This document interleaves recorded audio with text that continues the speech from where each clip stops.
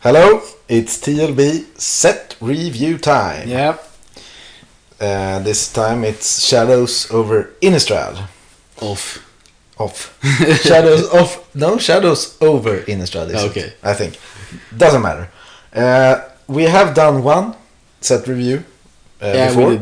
we did Oath of the Gatewatch. Was a small set, so it was easier. Yeah, it was pretty. I mean, we missed on some.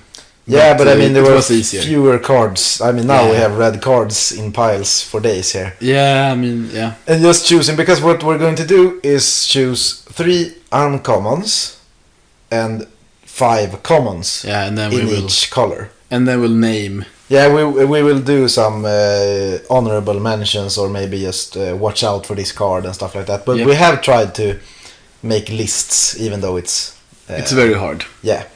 And depending on how good all the new mechanics are, some cards will become better and some will become worse. But we have tried. Yeah, and we're going to start with the white uncommons from back to the best, I guess. So in number 3 we have Silver Strike. It was pretty close between Silver Strike and Humble the Brute. Yeah, I mean both of them are like conditional removal spells. Yeah. The Silver Strike is like the Immolating Glare, but you get life. So if there's a defensive deck, maybe building up towards Delirium or something, then it will be good. Yes. Humble the Brute is like Smite the Monstrous, but you also investigate. So, I mean, in a deck that wants to investigate, I guess there's a small upside. Yeah. But I mean, sometimes there aren't any targets for it. No. So we took Silver Strike, and just because of the life gain, and because it's, at least if something attacks, you can kill it. Yeah, exactly. Number 2, we have a card I really like, the Near Heath Chaplain. Yeah, we don't know.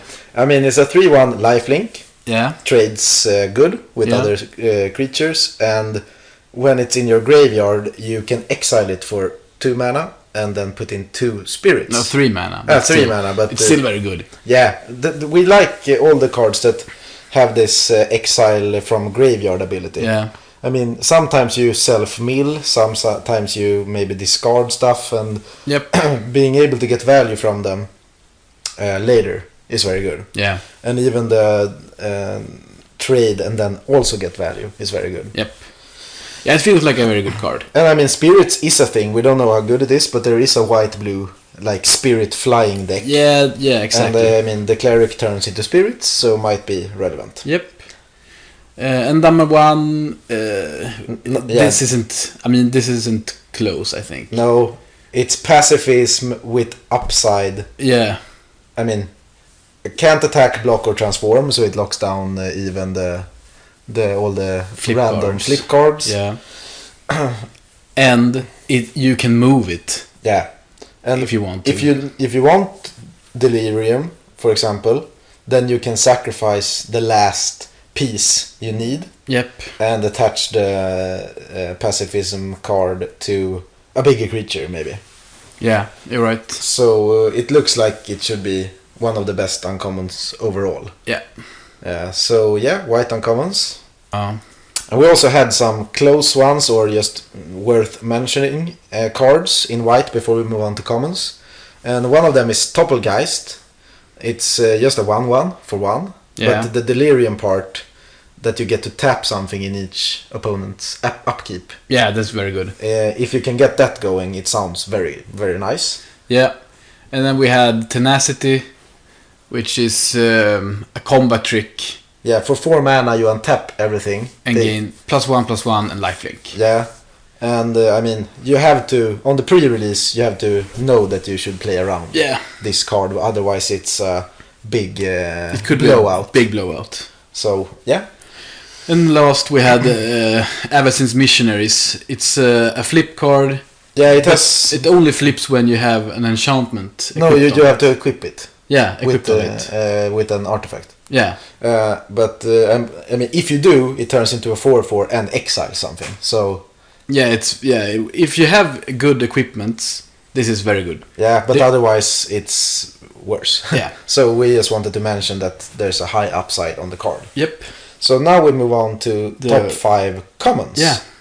And on 5th place, we have Moorland Drifter. Yeah, I mean, it's a 2/2. It's a good. I mean, it's a 2/2 in the beginning, so it's just a 2/2 for 2. Yeah. But in the later game, it's a 2/2 flyer. Yeah. So it's a 2/2 with upside. And here we can see that some of the white cards seems to care about Delirium. Yeah. We have already talked about the mechanic. And I mean, if you have a deck that wants to get there, Yeah. then I like the Delirium cards that are playable even when you don't have Delirium. Exactly. So that's why we have it on the list. Number 4, Inspiring Captain. Yeah. This card was good in Origins. Then it costs double white. Yeah. And now there is a white-green human deck. Yeah. And I guess the humans will play a lot of creatures. I mean, this works with spirits as well, Yeah. because it gives everything +1/+1. But I guess it's just pump your whole team. It's like a anthem effect that turn. Yeah. And it's still a hill giant otherwise. Yep. Number 3, we have the Dauntless Qatar. Yeah. And that card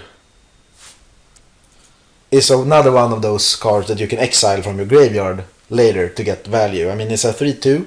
Yeah. And you can... I mean, 3/2 for 3, which is a decent card. Yeah. And then when it dies, you can trade for it, and then when it dies, you get 1/1 spirit. Yeah, you can turn it into it from the graveyard. So another one of those that works well with the concept. I think those cards will be very good. Yeah. And we had Puncturing Light, as number 2. I mean, the good thing about this is that it destroys both attacking and blocking creatures. Yeah, so it's good in defensive decks, and it also works in when you are the aggressor.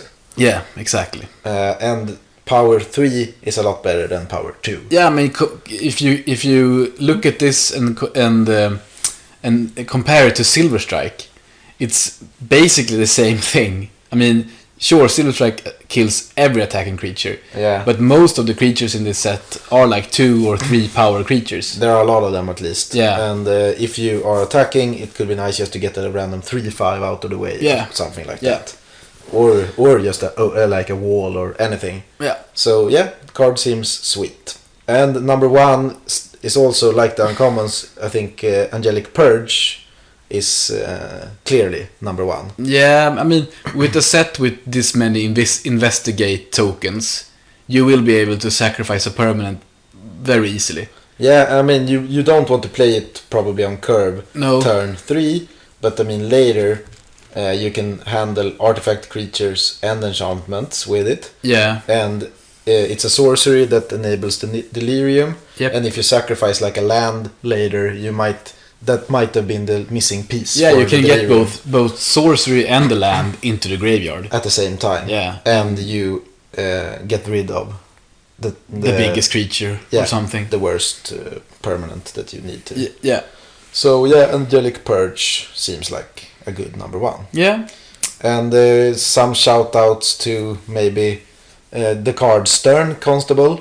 Yeah. I mean, that card was the weird discarder that could tap creatures. Yeah, I mean, if you need ways to get Delirium online, I guess it's good. Yeah, but white isn't in the colors that use madness, so therefore we didn't put it in our top 5. No. But it could be better than we think. Yeah. So we just want to mention it. Yep.